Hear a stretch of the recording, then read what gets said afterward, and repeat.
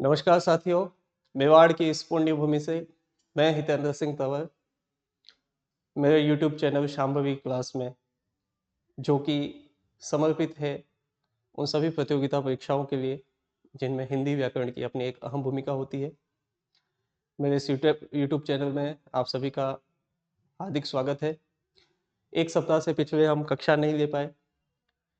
इसकी वजह रही कि जो आज वर्तमान में देश की स्थिति है कि किस तरह से अपना देश युद्ध में जूझ रहा है, और मेरे पारिवारिक जो बैकग्राउंड है जिसमें कई हैं जो सेना में सेवाएं दे रहे हैं, तो कहीं ना कहीं एक वो पारिवारिक चिंता थी जिस वजह से मैं थोड़ा डिस्टर्ब था कह सकते हैं।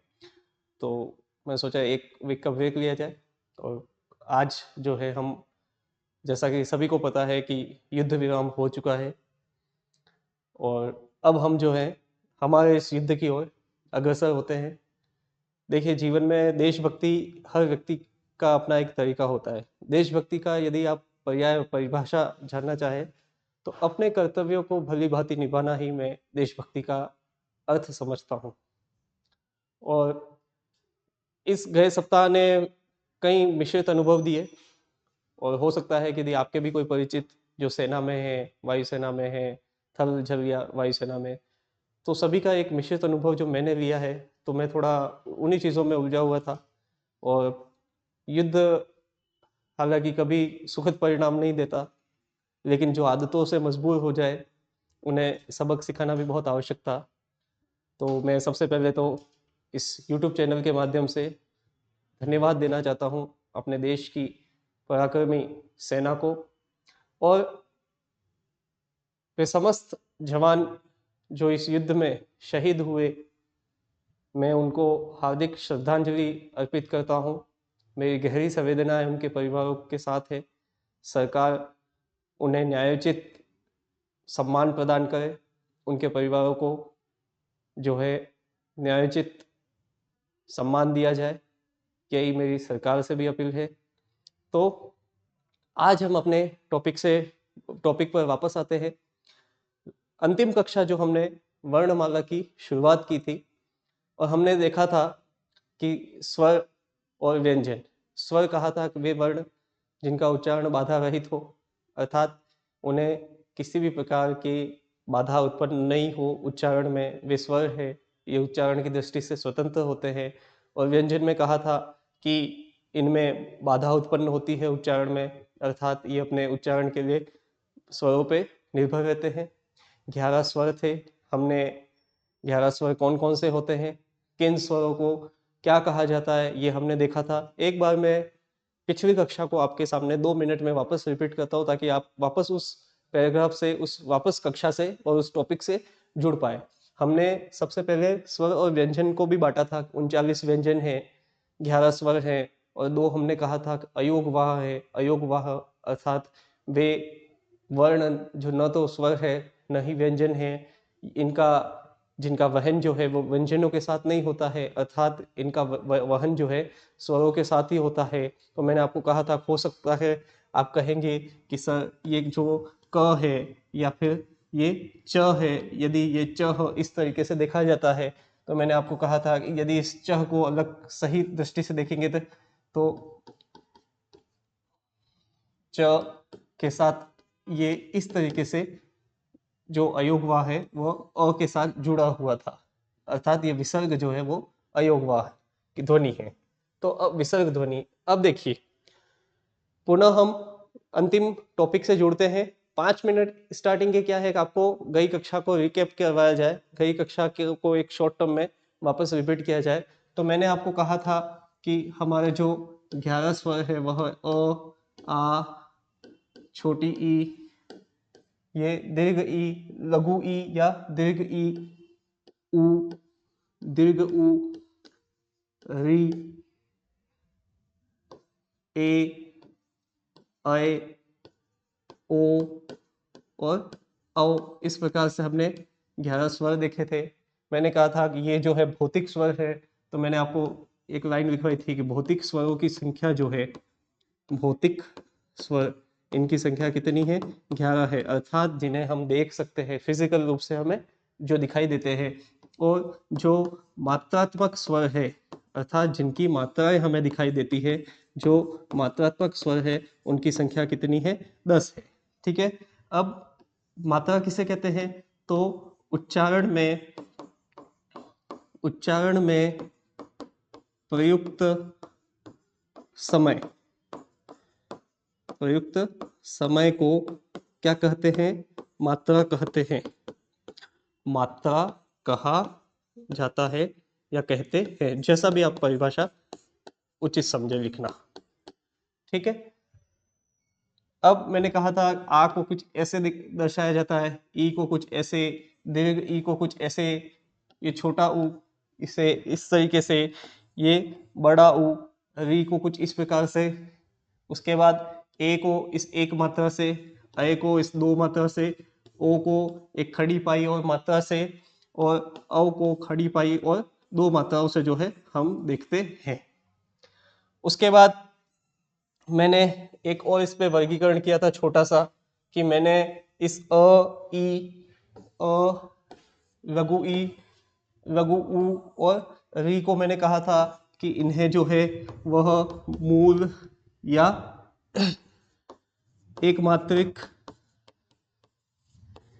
या ह्रस्व स्वर कहते हैं। इनकी संख्या 4 है। ये कौन कौन से हैं? अ, ई, उ और री। ठीक है। उसके बाद इन्हें जो है एक वर्गाकार आकृति में मैंने बंद किया था, और मैंने कहा था क्या? आ जो कि बनता है किससे? धन अ से। उसके बाद मैंने कहा था ई जो कि किससे बनता है? ई धन ई से। और दीर्घ ऊ ये जो कि बनता है ऊ धन ऊ से। इन्हें मैंने एक शब्द दिया था कि इन्हें हम क्या कहते हैं? यौगिक स्वर कहते हैं। इन्हें हम क्या कहते हैं? यौगिक स्वर कहते हैं। परिभाषा हमने देखी थी कि वे स्वर जिनका निर्माण समान स्वरों के योग से, मेल से होता है, उन्हें यौगिक स्वर कहा जाता है। उसके बाद इन्हें हमने कुछ इस प्रकार की आकृति में बंद किया था। समझने की दृष्टि से ही ये आकृति बनाई जा रही है। तो मैंने इनके लिए कहा था आपको कि इन्हें संयुक्त स्वर कहते हैं, इन्हें संयुक्त स्वर कहते हैं। और आपको मैंने कहा था कि ये जो ए है वह बनता है अ धन ई से। ये जो अय है यह बनता है अ धन ए से। ये जो ओ है वह बनता है अ धन ऊ से। और ये जो औ है यह बनता है अ धन ओ से। इसके साथ ही मैंने आपको एक और कहा था कि ये जो हमने वर्गीकरण शुरू किया है, इसके साथ ही हमने एक तरीके से संधि को भी समझना शुरू किया है। जब आप संधि पढ़ेंगे तो आपके सामने ये चीजें पुनः आएगी, दोहराई जाएगी। तो इन चीजों को यहाँ पे समझिए। वर्णमाला को बहुत अच्छे से समझना है और याद रखना है। अगर ये आपको याद है तो आगे के टॉपिक ऑटोमेटिकली स्वतः ही इससे जुड़ते जाएंगे, और एक बहुत अच्छा कनेक्शन आप देखेंगे। हिंदी के सभी जो टॉपिक है उन सभी का आपस में एक अच्छा सामंजस्य हम कर पाएंगे। उसके बाद मैंने आपको कहा था कि इन संयुक्त स्वर एवं यौगिक स्वर, इन्हें यदि हम एक नाम देना चाहें तो इन्हें हम क्या कहते हैं? संधि स्वर कहते हैं। क्या कहते हैं? संधि स्वर। या फिर एक और इसका नाम जो प्रचलित है, क्या? दीर्घ स्वर। इनकी संख्या मैंने कहा था कितनी हो गई? 7। कैसे? संयुक्त की कितनी? 4, यौगिक की कितनी? 3, कितनी हो गए? 7। तो प्रश्न पूछा जा सकता है, कभी भी पूछ सकते हैं संयुक्त स्वरों की संख्या कितनी है। आपके सामने 4 लाइनें दे दी जाए कि यौगिक स्वर की संख्या 3 है, दीर्घ संयुक्त स्वरों की संख्या 4 है, दीर्घ स्वर या संधि स्वरों की संख्या 7 है, या एक और कोई अन्य ऑप्शन दे दिया जाए और कहा जाए, या फिर इन्हीं के आंकड़ों को आपस में घुमा दिया जाए और इनमें से सही कौन से हैं, तो अ ब स अ स ब स, इस प्रकार से हम प्रश्न हर टॉपिक होने के बाद मैं आपके सामने 20 से 30 प्रश्न ऐसे रखूंगा कि जो कि परीक्षा में आ चुके हैं या आने वाली परीक्षा में आने की संभावना है। अच्छे से अच्छा हम परीक्षा का स्तर जो है प्रश्नों को लेके उस स्तर को हम देखेंगे। तो यहाँ तक जो है मोटा मोटी मैंने आपको बता दिया था कि ये हमने पढ़ा था। इसे सेव कैसे किया जाए? यहीं से यदि कैसे एक बार बता देना।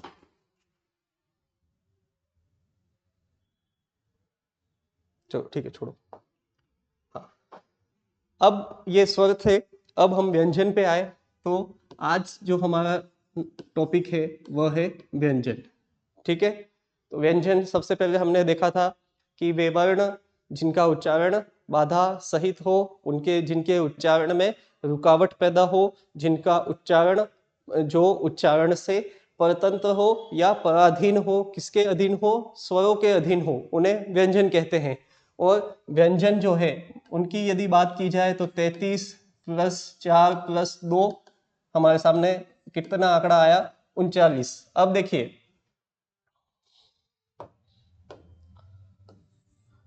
ठीक है, तो 33 प्लस 4 प्लस 2। अब सबसे पहले हम इन 33 व्यंजनों को देखते हैं कि ये 33 व्यंजन क्या है। तो अब देखिए, आप यदि आप कॉपी का इस्तेमाल कर रहे हैं तो इस कॉपी को बहुत अच्छे से यूज कीजिएगा, एक एक व्यंजन को उचित स्थान देते हुए, क्योंकि हम इसमें बहुत बड़े वर्गीकरण को बहुत आसान तरीके से समझने की कोशिश करेंगे। ठीक है, मेरे साथ आप चाहे तो नोट कर सकते हैं, या फिर मैं यदि एक वर्ग को लिखूं तो आप देखिए, जैसे यह आपकी कॉपी है, मान के चलिए जो रजिस्टर आप मेंटेन कर रहे हैं। ठीक है, तो यहां से आप लिखना स्टार्ट करेंगे, तो एक वर्ग मेरे साथ देखें, उसके बाद आप चाहे तो साथ में नोट कर सकते हैं। तो देखिए,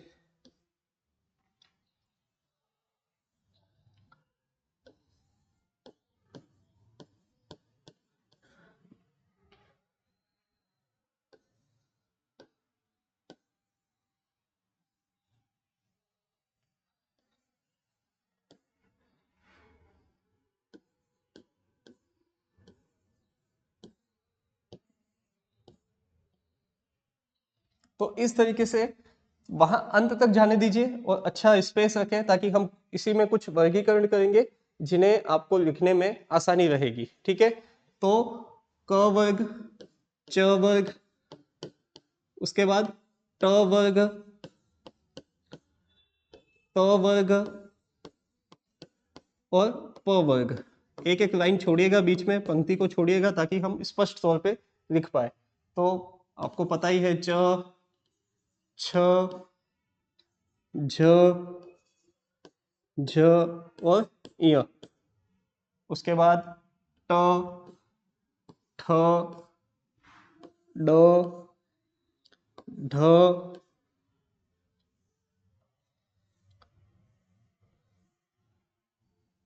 ठ, ठ, ड, ढ, अण,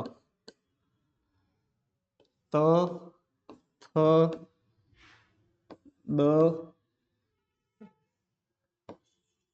द, ध और न, प, फ, ब, भ और म। उसके बाद हमारे सामने आते हैं क्या, य, र, ल, व।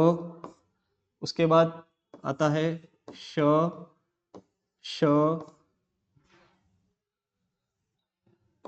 स और ह। 1 मिनट का समय लीजिए, इत्मीनान से आप इसे नोट करें। हम इसमें बहुत कुछ समझ जाएंगे, छोटी छोटी चीजें जिन्हें रटने की आवश्यकता ना हो, मैं कोशिश करूंगा आपको यही समझा दूं। आप इसे एक बार आराम से नोट कीजिए, 1 मिनट का समय लें, आराम से शांति से पूरा पेज यूज करें, आराम से एक एक लाइन छोड़ते हुए बहुत व्यवस्थित अक्षरों से लिखे। आपको एक 1 मिनट आप ले लीजिए इसमें।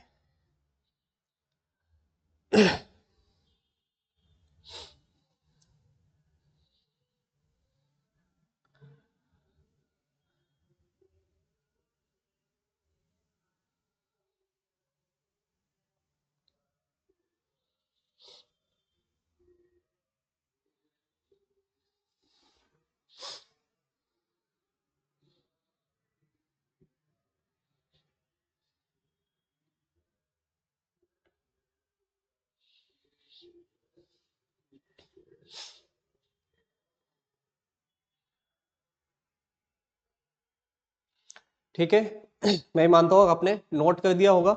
अब समझिए, देखिए, यदि हिंदी में वर्गों की बात करें तो 5 वर्ग होते हैं, जिन्हें क वर्ग, च वर्ग, ट वर्ग, त वर्ग और प वर्ग के नाम से जाना जाता है। ठीक है, क ख घ घ और इसे अंगे कहते हैं। तो देखिए यहाँ पे मैंने एक बिंदी बनाई है यहाँ पे, ठीक है।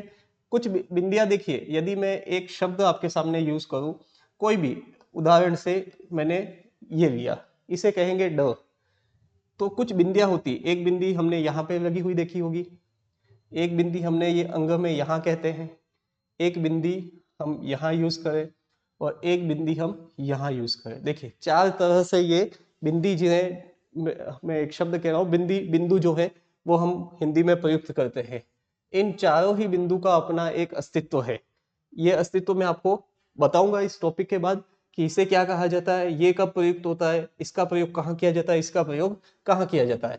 फिलहाल हम यहाँ पे ध्यान देवे। देखिए ये अब मैं जैसा, हाँ ये तो हो गए क से लेके म तक, ठीक है। उसके बाद य, र, ल और व, इन्हें यदि एक शब्द में नाम दिया जाए तो इन्हें हम कहते हैं अंतस्थ व्यंजन। क्या कहते हैं? अंतस्थ व्यंजन। और ये जो श, श, स और ह, यदि इन्हें एक शब्द में नाम दिया जाए तो इन्हें कहते हैं ऊष्म व्यंजन। क्या कहा जाता है? ऊष्म व्यंजन।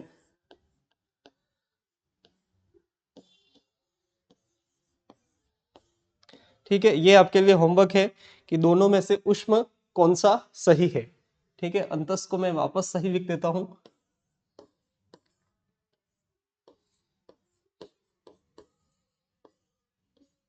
अंतस्थ व्यंजन। ठीक है, देखिए लिखने का बहुत तरीका रखिएगा। इन विसर्गों को कभी भी विसर्गों के ऊपर यह रेखा नहीं खींची जाती है। एक कई बच्चों के मन में ये जहन आता है, या आप में से भी अधिकांश ऐसे बालक होंगे, अभ्यर्थी होंगे जिन्हें ऊपर रेखा खींचने की आदत नहीं है और वो ये सोचते हैं क्या यह गलत है या क्या यह सही है। देखिए जैसे किसी का नाम है, मैंने कहा मोहन, यदि आप इसे हिंदी की मानक रूप में देखें तो यह मोहन अभी अपूर्ण है। कब तक? जब तक कि इस पे आप रेखा नहीं खींच देते। यह जो रेखा है इसे हिंदी में कहा जाता है शिरोरेखा। ठीक है, यह इस रेखा का खींचा जाना बहुत आवश्यक है, इस चीज को ध्यान में रखिएगा। इसे शिरोरेखा कहा जाता है। शिरोरेखी अर्थात सर पे व्यंजनों के या स्वरों के सर पे शिर पे जो रेखा खींची जाती है उसे शिरोरेखा कहा जाता है। इसका हिंदी में प्रयोग करना बहुत आवश्यक है। यदि आप सीधा, मैं यहाँ पे सीधा आपके सामने सामने व्यंजन लिख देता, ऊपर कोई रेखा नहीं खींचता हूं, तो आरएस मेंस के अभ्यर्थी ध्यान देवे। यदि किसी को इस तरह से लिखने की आदत है या फिर जो भी हिंदी लिखता है, हमें लेखन शैली को सही रखना होगा। हमारे हिसाब से हम किसी को गढ़ दे शब्द को, यह अनुचित ही है, क्योंकि हिंदी की जो मानक स्वरूप है वह कभी ऐसा नहीं कहता है। कभी आपने ऐसा कोई शब्द नहीं देखा होगा जिसके ऊपर रेखा नहीं खींची गई हो। तो यह रेखा जो है इसे शिरोरेखा के नाम से जाना जाता है और इसे खींचना बहुत आवश्यक है, तभी शब्द जो है अपना पूर्ण जो है वह स्पष्टता रखता है। अब देखिए, अब मेरे साथ मैं जैसा यहाँ पे खींचूं वैसा आपके साथ आपको मेरे साथ खींचना है। मैंने क्या किया है, एक आकृति बनाई है, आपको भी कुछ वैसी ही आकृति बना देनी है।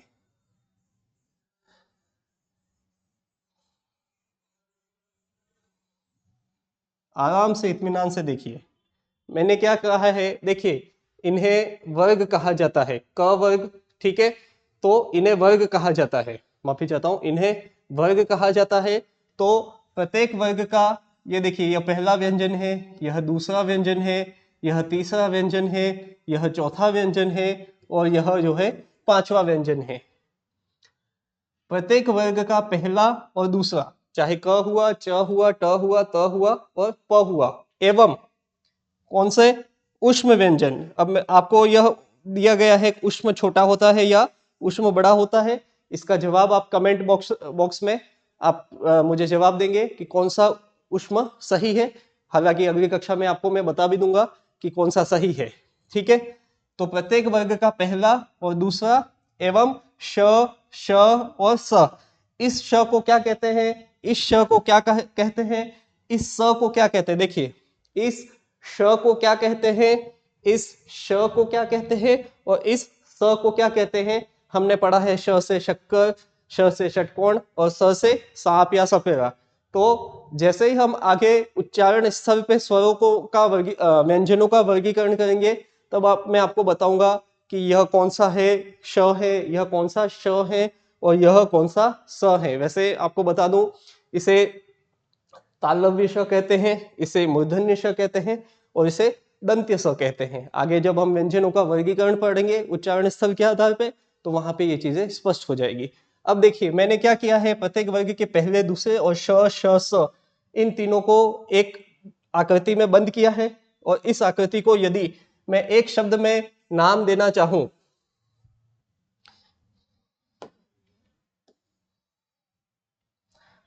इस आकृति को यदि मैं एक शब्द में नाम देना चाहूं तो इसे कहते हैं क्या, अघोष व्यंजन। क्या कहते हैं, अघोष व्यंजन। अघोष की परिभाषा सुने, अघोष क्या है, अघोष, अ का अर्थात है न के, नहीं होने के भावने, और घोष अर्थात कंपन्न। घोष देखिए तो कंपन्न नहीं, वे व्यंजन जिनके उच्चारण में स्वर में या मुख में, स्वर तंत्र में या मुख में किसी प्रकार का कंपन नहीं होता है उन्हें अघोष व्यंजन कहते हैं। किसी प्रकार का कंपन से है एक सामान्य कंपन, उसके लिए हमें कोई एक्स्ट्रा एफर्ट करने की जरूरत नहीं हो, अतिरिक्त हमें जोर लगाने की आवश्यकता नहीं हो, उन्हें अघोष व्यंजन कहते हैं। तो अघोष व्यंजन कौन कौन से होते हैं, प्रत्येक वर्ग का पहला, दूसरा, श, श और स, इन्हें हम क्या कहते हैं, अघोष व्यंजन। इसे आप नोट कर लीजिए, बाद में हम एक एक चीज को मैं आपको परिभाषा से भी समझाऊंगा। तो अघोष व्यंजन कौन से हुए, प्रत्येक वर्ग का पहला, दूसरा, श, तालव्य श, मूर्धन्य श और दंत्य स, इन्हें हम जो है अघोष व्यंजन कहते हैं।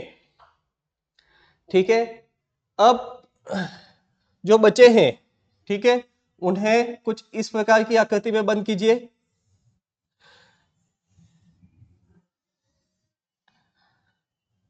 जो भी बचे हैं इसको इसके साथ ऐसे जोड़ दीजिए आप।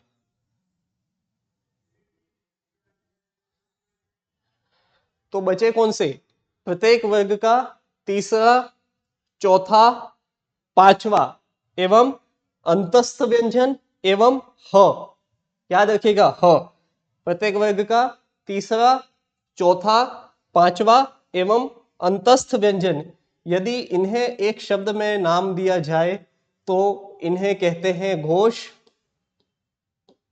या सघोष व्यंजन। दोनों एक ही बात है, चाहे घोष कहूं चाहे सघोष कहूं। कौन कौन से व्यंजन, आप देखिए ऐसे आकृति बना दीजिए ताकि आपको अलग से कहीं याद रखने की आवश्यकता नहीं हो। तो प्रत्येक वर्ग का तीसरा, चौथा, पांचवा एवं अंतस्थ व्यंजन एवं ह, इन्हें हम क्या कहते हैं, घोष व्यंजन। घोष या सघोष, दोनों में से कुछ भी हो, एक ही बात है। अघोष का पर्यायवाची क्या, घोष, अघोष का पर्यायवाची क्या, सघोष, एक ही बात है। अब देखिए घोष की परिभाषा भाषा क्या हुई, वे व्यंजन जिनके उच्चारण में या वे वर्ण जिनके उच्चारण में स्वर तंत्रियों में कंपन उत्पन्न होता है या विशेष कंपन उत्पन्न होता है, उन्हें हम घोष व्यंजन कहते हैं। उन्हें हम घोष व्यंजन कहते हैं। घोष व्यंजन कौन कौन से हैं, प्रत्येक वर्ग का तीसरा, चौथा, पांचवा। अंतस्थ व्यंजन कौन कौन से, य, र, ल, व एवं उष्म का कौन सा, ह। तो प्रत्येक वर्ग का तीसरा, चौथा, पांचवा अंतस्थ व्यंजन एवं ह, ये घोष व्यंजन है। उसके अलावा एक चीज मैं और आपको बता दूं, तो जो समस्त स्वर है, समस्त स्वर, समस्त स्वर भी क्या होते हैं, घोष होते हैं। क्या होते हैं, घोष होते हैं।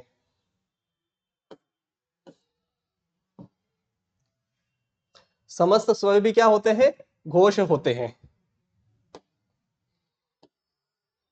आप एक बार इसे नोट कीजिए, हम अगले टेप पे एक एक चीज को लिखेंगे, ठीक है? आप इसे नोट कर दीजिए एक बार।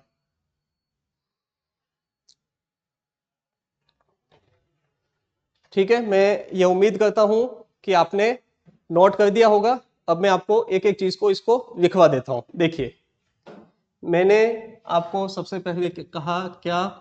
अघोष व्यंजन। अघोष व्यंजन, ठीक है?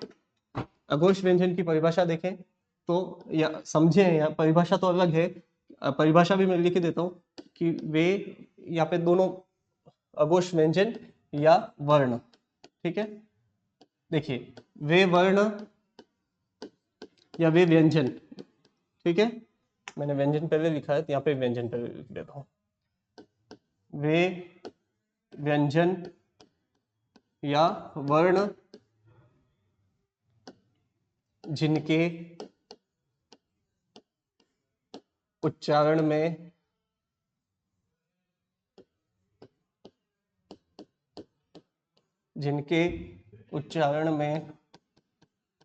स्वर तंत्रियों में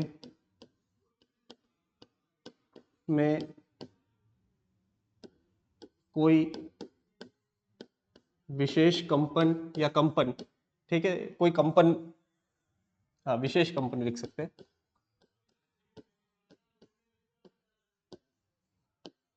कंपन उत्पन्न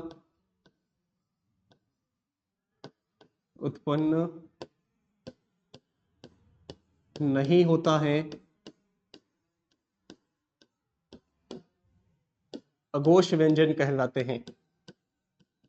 अघोष व्यंजन या वर्ण कहलाते हैं। इन्हें आगे और हम समझेंगे, ठीक है? तो अघोष वर्ण कौन कौन से? तो देखिए, प्रत्येक वर्ग का कौन सा? पहला और दूसरा, ठीक है? तो प्रत्येक वर्ग का पहला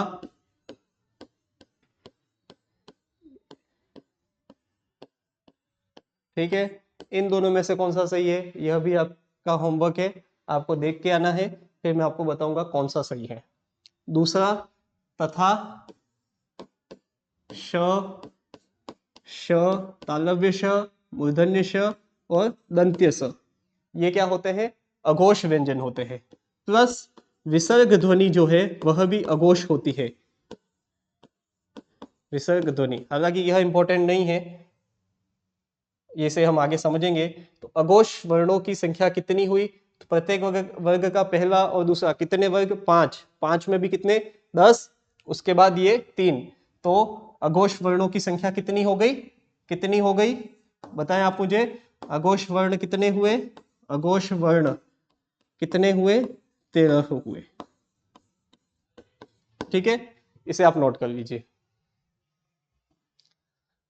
प्रत्येक वर्ग का पहला दूसरा, तो 5, 5 और 5 10, और श श स, ये क्या हुए? अघोष व्यंजन। इनकी संख्या कितनी हुई? 13।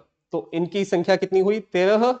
मूल व्यंजन या मूल वर्ण कितने होते हैं? 44 होते हैं। मैंने आपको कहा था मूल, कुल और मानक, 3 शब्द हिंदी में मैंने आपको बताए थे कि मूल वर्ण कितने, कुल वर्ण कितने, और मानक वर्ण जो देवनागरी लिपि है हमारी हिंदी की, उसमें कितने। तो मैंने आपको एक आंकड़ा दिया था, 44, 52 और 56। तो मूल वर्णों पे हम बात करें तो मूल वर्ण कितने हैं? 44 है, और 44 में ये कितने हो गए हमारे पास? 13। तो अघोष 13 हुए, तो घोष कितने रहेंगे? वो कितने रहेंगे बताए आप? 44 में से आप 13 को माइनस कीजिए, आपके सामने आंकड़ा आ जाएगा, और वो कितना है? 31 वर्ण। वो कितने होंगे? घोष होंगे। मैं मानता हूं कि आपने परिभाषा नोट कर दी होगी। आगे चले तो अगली हम परिभाषा करें किसकी? घोष वर्ण या घोष व्यंजन, जो भी है, घोष वर्ण या घोष या सघोष, दोनों एक ही नाम है, आपके सामने कोई भी आए आप कंफ्यूज न हो गए। वर्ण या व्यंजन, ठीक है? तो इनकी संख्या कितनी है? 31। कितनी है इनकी संख्या? 31। कैसे है बताऊंगा मैं आपको। देखिए, वे वर्ण या व्यंजन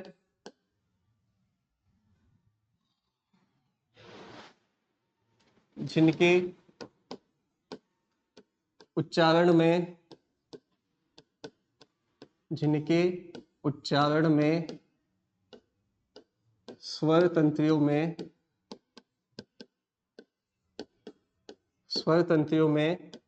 कंपन उत्पन्न होता है,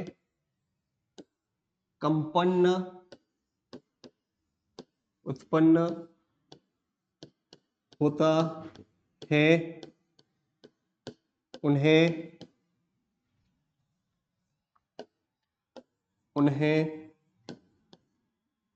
घोष या फिर कहें सघोष, एक ही बात है, घोष या सघोष वर्ण या व्यंजन।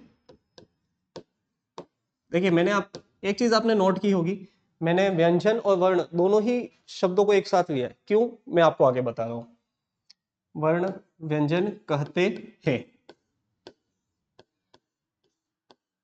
देखिए, वर्ण और व्यंजन दोनों एक साथ क्यों यूज किया?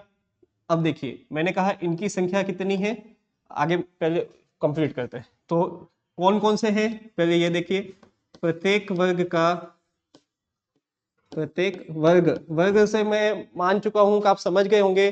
क वर्ग, च वर्ग, ट वर्ग, त वर्ग और प, क चट तप, एक शब्द जो आपने सुना होगा।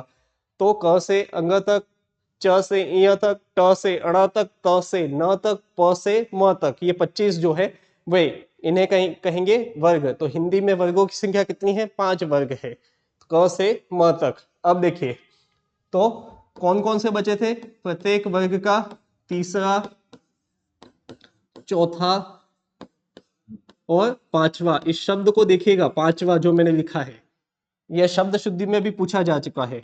इस तरीके से यह लिखा जाएगा। प के ऊपर भी चंद्र बिंदु, जिसे अनुनासिक कहा जाता है। आगे हम पढ़ेंगे अनुनासिक, अनुस्वार, आगे मैं आपको बताऊंगा नासिक की ध्वनियों में। पांचवा व्यंजन कितने हो गए आपके सामने? आपके सामने हो गए 15। एवं कौन से? अंतस्थ व्यंजन।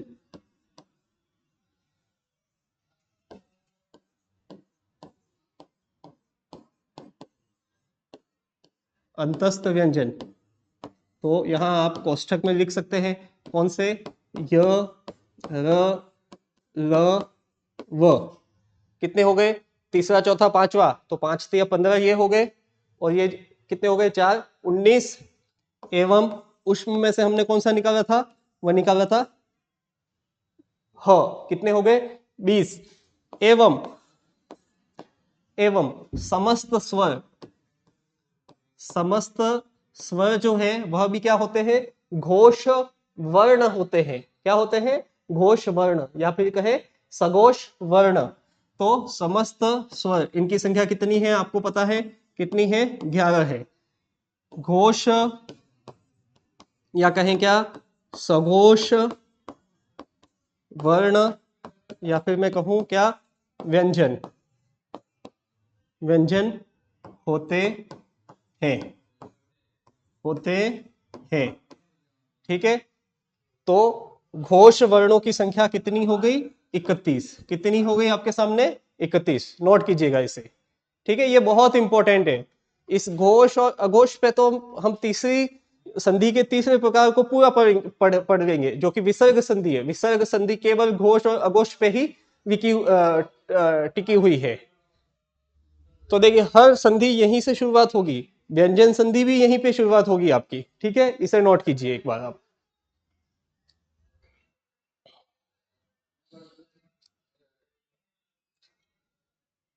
देखिए, बहुत आराम से पढ़िएगा। यदि आपको कुछ नहीं समझ में आता है तो मैंने आपको कहा है कि आप ये कमेंट बॉक्स, केवल मुझे कोई प्रशंसा नहीं सुननी है, ना ही कुछ और सुनने का मन है, मुझे सुनना है तो केवल आपके प्रश्न।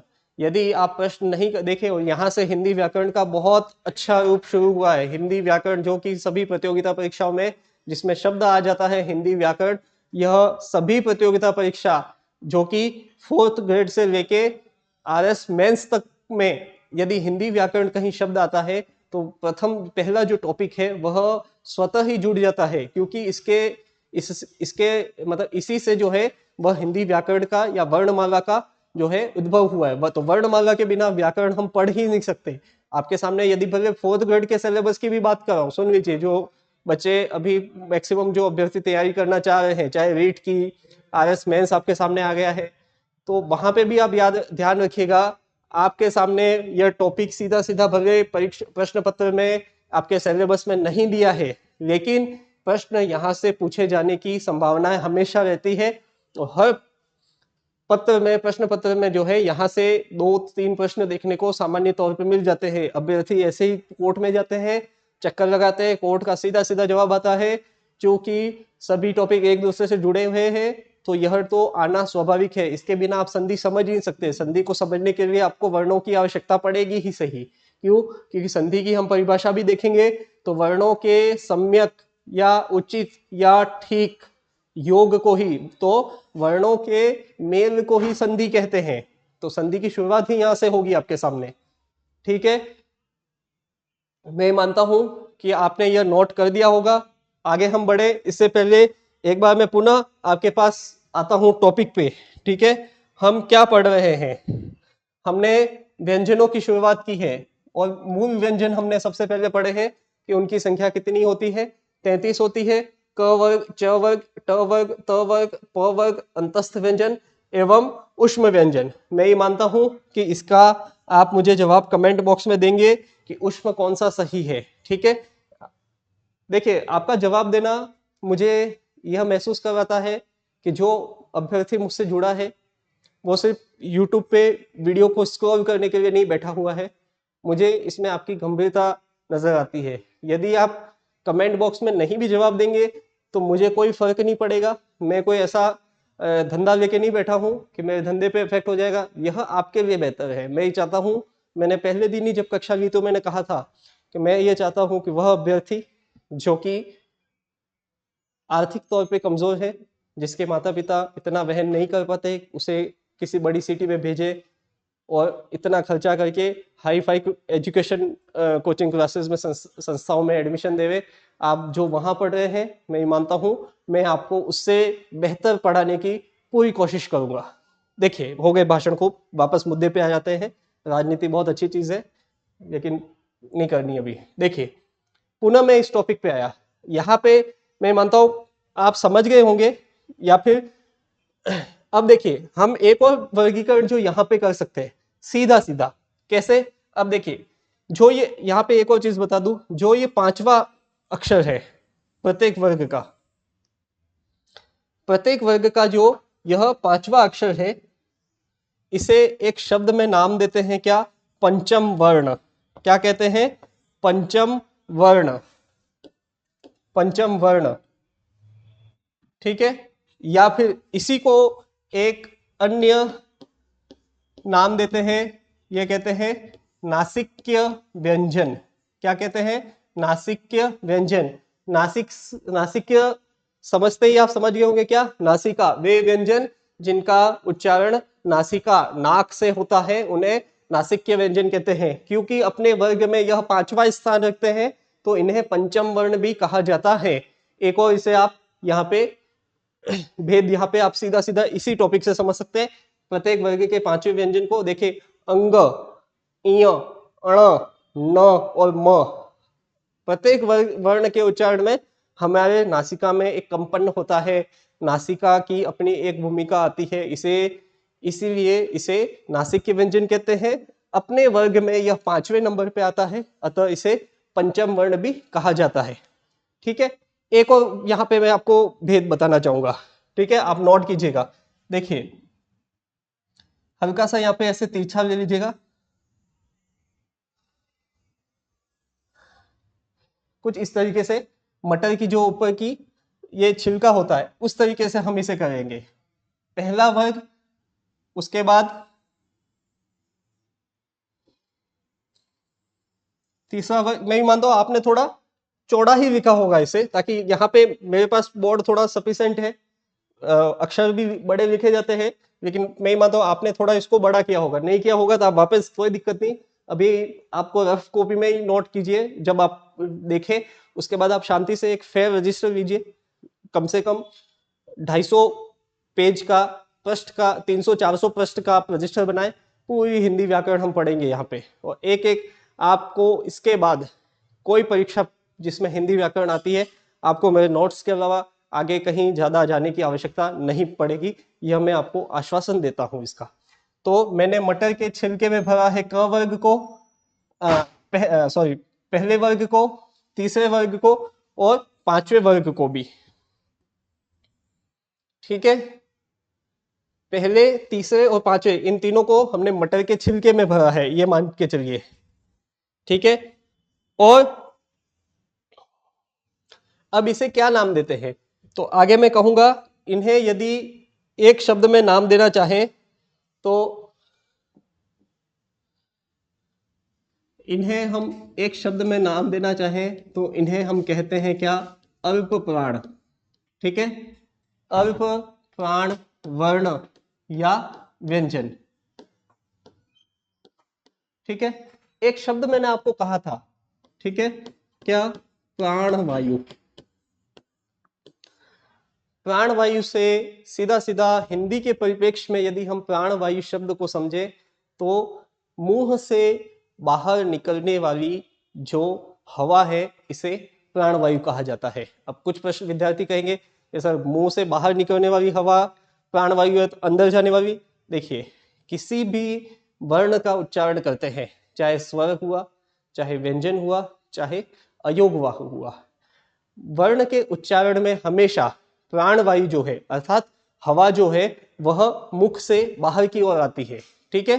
तो कभी भी आप किसी भी वर्ण का उच्चारण श्वास को अंदर लेते हुए स्पष्ट तौर पे नहीं, अब कोई जिद पे आ जाए कि नहीं मैं तो नहीं, आप अ का ही उच्चारण करके देखिए, आप कोशिश कीजिए, आप अ का उच्चारण कीजिए सांस को लेते हुए, नहीं आप सांस को लेते हुए क का उच्चारण कीजिए, नहीं आप अ में श्वास बाहर निकली है, आप क कहा है तब भी उस क में श्वास जो है वो बाहर आई है, तो ये जो श्वास बाहर आई है, सांस या श्वास जो बाहर आई है उसे ही हम प्राणवायु शब्द कहते हैं।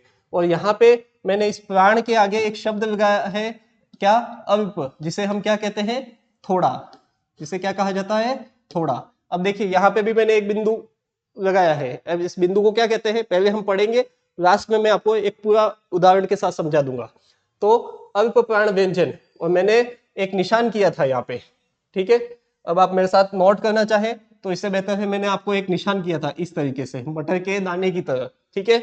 मटर के छिलके जो मटर का जो बीज होता है या जो मटर के दाने होते हैं वो एक छिलके में पैक होते हैं कुछ इस प्रकार से। तो मैंने कुछ ऐसा आपके सामने एक निशान किया था और मैंने कहा था इन्हें हम कहते हैं क्या, अल्प प्राण व्यंजन, अल्प प्राण वर्ण या व्यंजन, ठीक है। ये कौन कौन से हैं अल्प प्राण, जिसमें अल्प प्राणवायु का कम उपयोग होता है, ठीक है। परिभाषा इतना कोई मायना नहीं रखती, फिर भी हम टॉपिक के अंत में सारी छोटी मोटी परिभाषाएं देखेंगे। आरएस मेंस में पूछा जा सकता है, सब इंस्पेक्टर में इंटरव्यू में हो सकता है पूछा जा सकता है, इन्हें अल्प प्राण क्यों कहा जाता है, क्योंकि इनके उच्चारण में प्राणवायु की जो मात्रा है वह अपेक्षाकृत कम होती है, किसके, महाप्राण व्यंजन, जो कि आगे हम पढ़ेंगे इसके। तो क्या है, प्रत्येक वर्ग का मैंने आपको कहा था क्या, पहला, तीसरा और पांचवा व्यंजन, एक सेकंड सॉरी माफी चाहता हूं, एक और यहाँ पे पहला, तीसरा, पांचवा, और इस अंतस्थ जो व्यंजन है इनको भी आप मटर के दाने में इस तरीके से भर सकते हैं, ठीक है। इन्हें भी आप इस तरीके से एक मटर की शेप में भर सकते हैं वापस, ठीक है। देखिए आप ये मानता हूँ आपने यदि आराम से आधे पेज से ज्यादा का उपयोग किया है तो आपको ज्यादा या घिसापिटी नहीं देखने को, मेरे पास तो बोर्ड सफिशिएंट है, पर्याप्त तो इतना नहीं है, छोटा है, ठीक है। आप सभी का साथ रहा, बड़ा बोर्ड भी हम ले आएंगे जहाँ पे हम और भी, तो इस मटर के दाने में इस अंतस्थ व्यंजन को भी हमें भरना है, ठीक है। तो देखिए प्रत्येक वर्ग का पहला, तीसरा, पांचवा एवं कौन से अंतस्थ व्यंजन, कौन से अंतस्थ व्यंजन,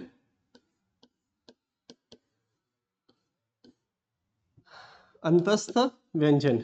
ठीक है, आपको पता ही है अंतस्थ व्यंजन कौन से हैं, य, र, ल और व। ठीक है, यहां पे ह नहीं है, ध्यान रखिएगा। एवं जितने भी स्वर हैं वह वे भी अल्प प्राण होते हैं, याद रखिएगा। समस्त समस्त स्वर ये क्या होते हैं, अल्प प्राण व्यंजन होते हैं। अल्प प्राण व्यंजन कौन कौन से, प्रत्येक वर्ग का पहला, तीसरा एवं पांचवा, पहला, तीसरा, पांचवा एवं अंतस्थ व्यंजन कौन कौन से, य, र, ल, व एवं समस्त स्वर, ये इन्हें हम क्या कहते हैं, अल्प प्राण वर्ण या अल्प प्राण व्यंजन कहते हैं। यदि स्वर का प्रयोग न कहें तो सीधा कह सकते हैं व्यंजन, स्वर का प्रयोग है तो वर्ण। ठीक है, आप नोट कीजिए। प्रत्येक वर्ग का पहला, प्रत्येक वर्ग का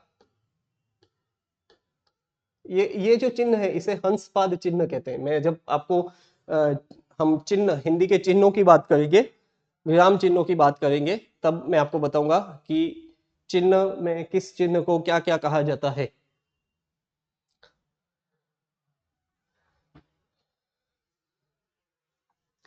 समझ रहे हैं आप, मैं ये आशा करता हूं। यदि कुछ ना समझ में आए तो आप कमेंट बॉक्स में पूछ सकते हैं। देखिए परीक्षा बहुत पास में है, आप विज्ञप्ति आने के बाद आपको ये लगता है कि हम तैयारी करेंगे, यह आपकी एक गलत फहमी है। ठीक है, क्या है आपकी यह गलत फहमी, क्या है यह आपकी गलत फहमी, नहीं ये गलत नहीं, ये गलत फहमी होनी चाहिए। ठीक है, गलत फहमी, गलत फहमी होनी है। तो ये फ के नीचे भी नुक्ता है, ये घ के नीचे भी नुक्ता है। ये नुक्ता क्या है वो भी हम आपके समझ रखेंगे, और ये नुक्ता किन किन वर्णों के आगे प्रयोग होता है यह भी मैं आपको समझाऊंगा। ठीक है, अब वापस में बैक में जाना चाह रहा हूं जहां पे हमने व्यंजन लिखे हुए हैं। अब बचे कौन से हैं, एक तो ये दूसरा, चौथा एवं उष्म व्यंजन। इसको हम एक सीधी रेखा में खींचे। ठीक है, और इसको भी एक सीधी रेखा में, और उष्म व्यंजनों को भी एक सीधी रेखा में इस तरीके से हमने बंद किया एक डिब्बी में। ठीक है,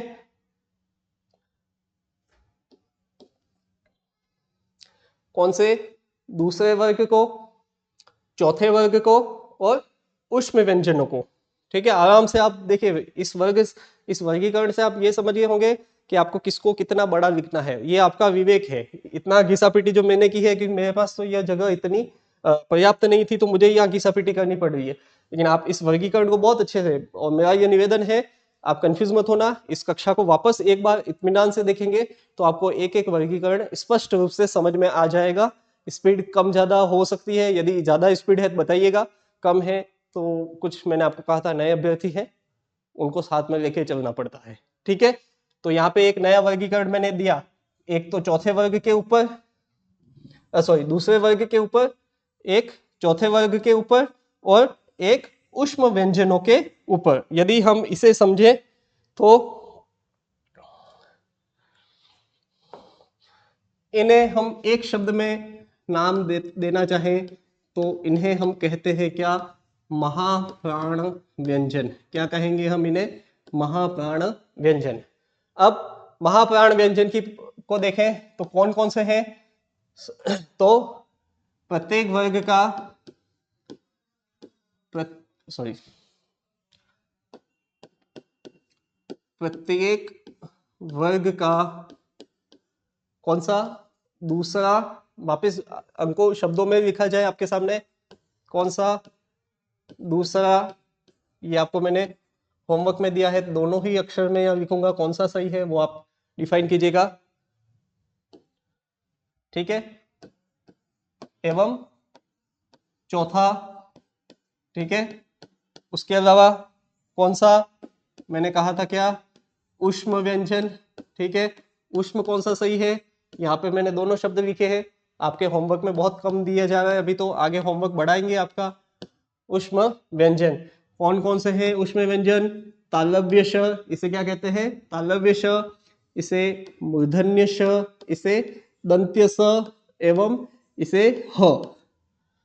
तो तालव्य श, मूर्धन्य श, दंत्य श, स एवं ह, इन्हें हम क्या कहते हैं, महाप्राण व्यंजन। ये कौन कौन से हैं, प्रत्येक वर्ग का दूसरा और चौथा व्यंजन एवं ऊष्म व्यंजन, इन्हें हम क्या कहते हैं, महाप्राण व्यंजन। महाप्राण व्यंजन परिभाषा, वे वर्ण जिनके उच्चारण में प्राणवायु का प्रयोग अल्प प्राण अल्प प्राण व्यंजनों की अपेक्षा अधिक प्राणवायु का प्रयोग होता है, या फिर वे वर्ण जिनके उच्चारण में प्राणवायु का उपयोग अधिक होता है, अपेक्षाकृत अल्प प्राण की अपेक्षाकृत अधिक होता है, उन्हें महाप्राण व्यंजन कहते हैं। परिभाषा मैंने कहा इतनी इंपॉर्टेंट नहीं है, लेकिन फिर भी टॉपिक खत्म होने के बाद हम एक छोटी सी कक्षा 20-30 मिनट की लेके एक एक परिभाषा आपको नोट कर दूंगा, ताकि आपको भी ये लगे कि हाँ नहीं सर ने पत्ते तो पेज तो भरवाए है, इसे नोट कीजिए आप। ठीक है,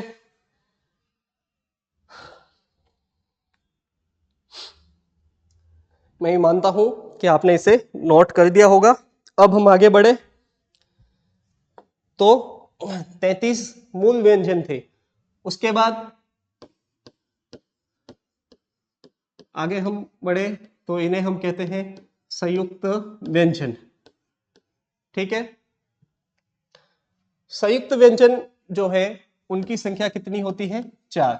ठीक है, यह कौन कौन से हैं, तो देखिए एक तो है श, एक है त, ये आपके घ का ज्ञानी, और एक है आपके सामने श। देखिए यह जो क्ष है वह मिलके बनता है क एवं श से, तो इसका जो उच्चारण है वह क्या है, क्ष। क को क और तालव्य मूर्धन्य श से इसका निर्माण होता है। सीधा सीधा परीक्षा में कई बार पूछा गया है कि क्ष संयुक्त अक्षर का निर्माण होता है या क्ष व्यंजन का निर्माण होता है, तो हलंत क व्यंजन एवं श व्यंजन के साथ, यदि इसे एक इस श को भी यदि इसमें से वर्ण को आगे निकाल दिया बाहर निकाल दिया जाए तो हम कहेंगे क धन श धन अ। कैसे ही पूछा जा सकता है, इस तरीके से भी पूछा जा सकता है, इस तरीके से भी पूछा जा सकता है, दोनों ही वर्गीकरण सही है। ठीक है, उसके बाद यह जो है, यह जो होता है ये हलंत त एवं र, यदि इसे अलग किया जाए तो त र और अ। यह जो चर्चा का विषय हमेशा बनता है, यदि वे अभ्यर्थी जिन्हें वर्णमाला का कतई अभ्यास नहीं है तो वे हमेशा क्योंकि हमने आदत रखी है, एक बहुत भारत में गिनती के कुछ लोग हैं जो इसका उच्चारण सही करते हैं। एक बाबा है, न्यूज़ चैनलों पे आस्था चैनल जो एक है, उस पर सुबह सुबह 4 या 5 बजे आ जाते हैं और वे कहते हैं कि हमारा जो भारतवर्ष है, जो हमारा भारत देश है, इसमें ज्ञान का भंडार है, इसमें ज्ञान का भंडार है। मैं जब छोटा था तो मुझे लगता था कि या तो फिर ये बाबा तोतले हैं मेरी तरह थोड़े बहुत, या फिर इन्हें उच्चारण आता नहीं है।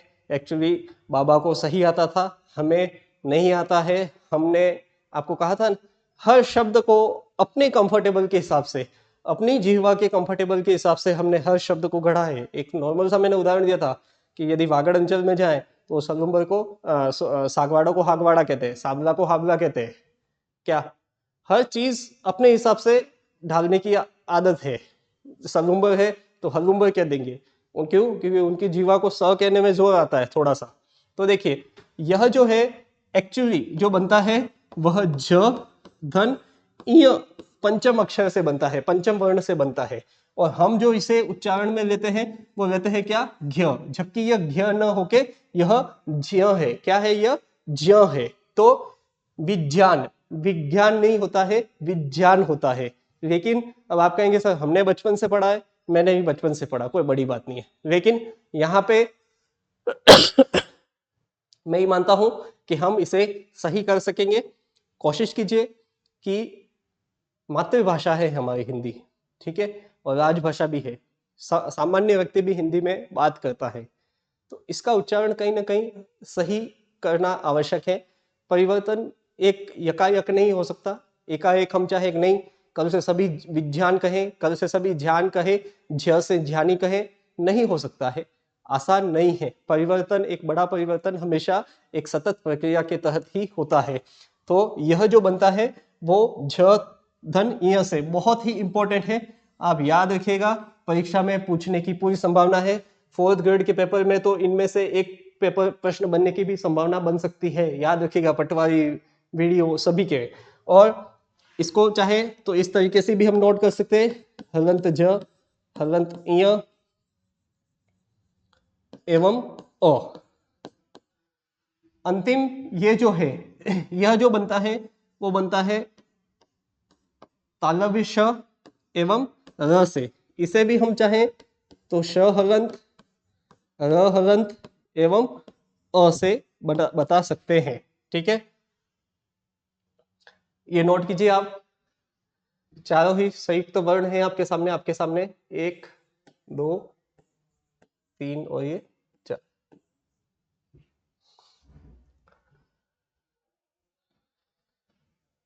प्रश्न पूछने की ज्यादा प्रश्न पूछने की संभावना यहां से बनती है और एक यहां से बनती है।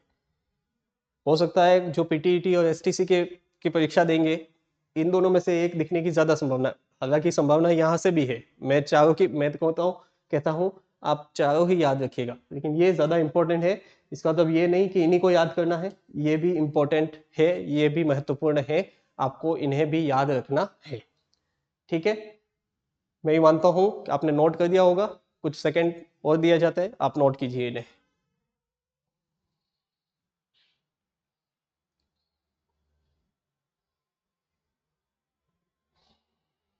इसको एक और संयुक्त अक्षर भी कहा जाता है। क्या कहा जाता है? संयुक्त अक्षर, संयुक्त अक्षर।